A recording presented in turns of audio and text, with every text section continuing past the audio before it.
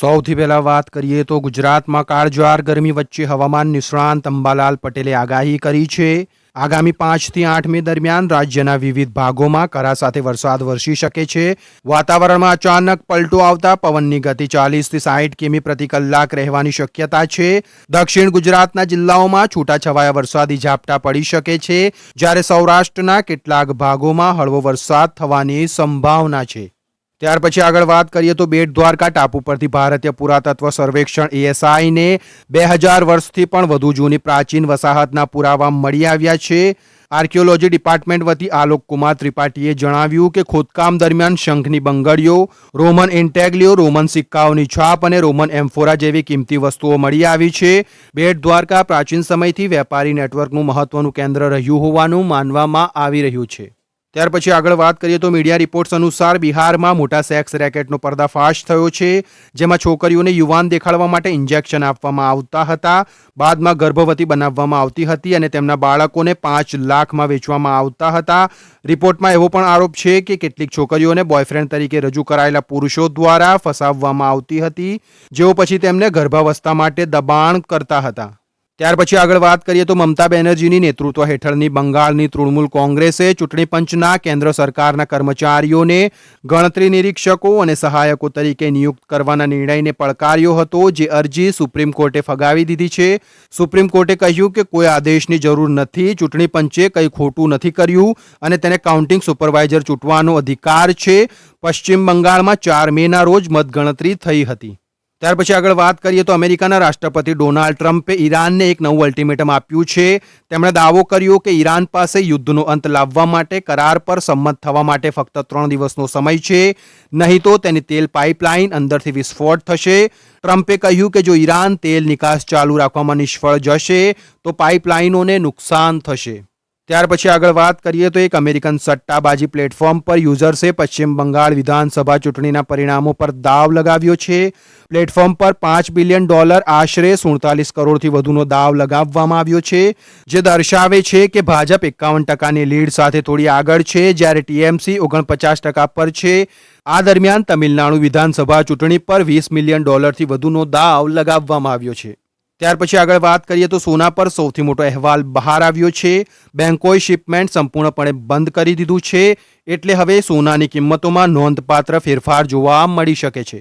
ત્યાર પછી આગળ વાત કરીએ તો અમેરિકાનું દેવું $31.27 ટ્રિલિયન સુધી પહોંચી ગયું છે, જે હવે તેના સમગ્ર અર્થતંત્ર કરતાં મોટું છે. સરકારી ખર્ચ આવક કરતાં વધુ છે અને ખાધ વધી રહી છે, એટલે હવે આગામી વર્ષોમાં દેવું વધુ વધવાની શક્યતા છે.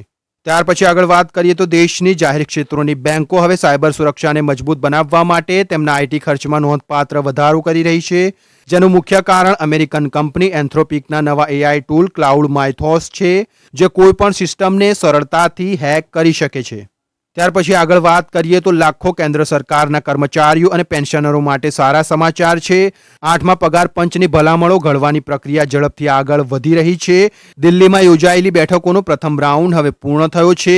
કમિશન હવે દેશના વિવિધ શહેરોમાં કર્મચારી અને પેન્શનર સંગઠનો સાથે ચર્ચા કરશે. ત્યાર પછી આગળ વાત કરીએ તો ક્રૂડ ઓઇલના ભાવમાં વધારાને કારણે પેટ્રોલ અને ડીઝલના ભાવમાં પણ વધારો થઈ શકે છે. ભાવ સ્થિર રાખવાના કારણો સરકારી તેલ કંપનીઓ પેટ્રોલ અને ડીઝલના વેચાણ પર નોંધપાત્ર નુકસાન કરી રહી છે.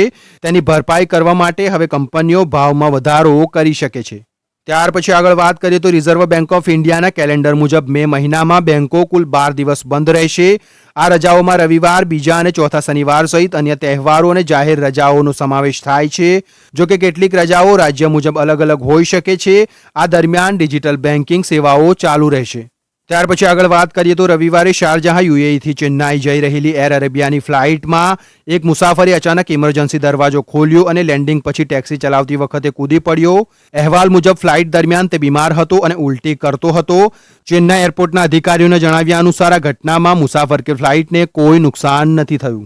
ત્યાર પછી આગળ વાત કરીએ તો હવામાન નિષ્ણાંત અંબાલાલ પટેલે આગાહી કરતા જણાવ્યું કે રાજ્યમાં આગામી 3 થી 25 મે વચ્ચે પશ્ચિમી વિક્ષેપને કારણે પ્રી મોન્સૂન એક્ટિવિટી શરૂ થતાં વરસાદ, આંધી, પવન અને વાવાઝોડું આવી શકે છે.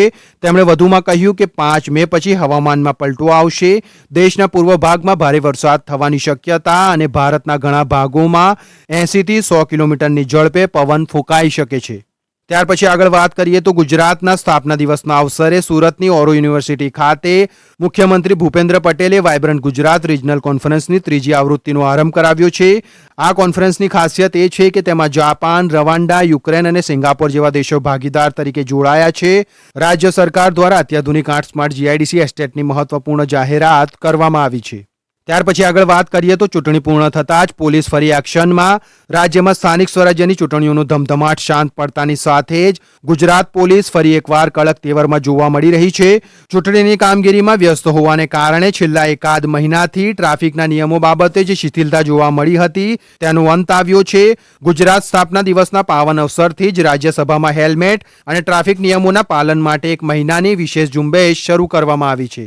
ત્યાર પછી આગળ વાત કરીએ તો દમણ નારગોલ કોસ્ટલ હાઈવે પર એક અજીબોગરીબ ઘટના બની હતી, જેમાં સોનાની લાલચમાં લોકોએ રસ્તા પર ઝાડુ ફેરવી ટુકડા એકત્રિત કર્યા હતા. નારગોલથી મરોલ સુધીના માર્ગ પર ટેમ્પામાંથી સોનેરી ધાતુના ટુકડા વેરાતા તેને સોનું સમજી સ્થાનિકોમાં પડાપડી થઈ ગઈ હતી. જોકે બાદમાં જાણવા મળ્યું હતું કે આ સોનું નહીં પણ તાંબાનો ભંગાર હતો.